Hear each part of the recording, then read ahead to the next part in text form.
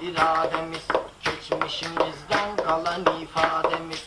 Dahi Mehmed Emin Resulzademiz, kucaktı şan şöhret Azerbaycan'a, kucaktı şan şöhret Azerbaycan'a. Otlar diyarı adlanan bu vatan, ülkede böhran yarandı gafleten.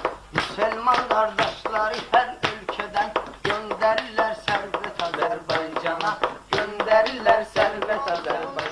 Hoş cəhətləri, abad edir rayonları, kəndləri, açlıq tüklə İranda sərhədləri, gələn deyir cənnət Azərbaycana, gələn deyir cənnət Azərbaycana. İslamiyet xalqa böyük ad oldu, xalqımızda dinə etiqad oldu, mədrəsələr, meçidlər abad oldu, layiqdir bu şəriət Azərbaycana, layiqdir bu şəriət Azərbaycana. Boş yerə çox danışsaq, hər bir işə həyatda düz yanaşsaq, birlik edib zəhmətə bir alışsaq, aşıb daşar dövlət Azərbaycana, aşıb daşar dövlət Azərbaycana. Qurumlarını qurubdur, qəlbin iftixar hissi ilə vurubdur, milli ordu keşiyimizdə durubdur, göstərir çox xidmət Azərbaycana, göstərir çox xidmət Azərbaycana. Sorağımıza, buraxmarıq düşməni torpağımıza, o ki qaldı doğma Qarabağımıza,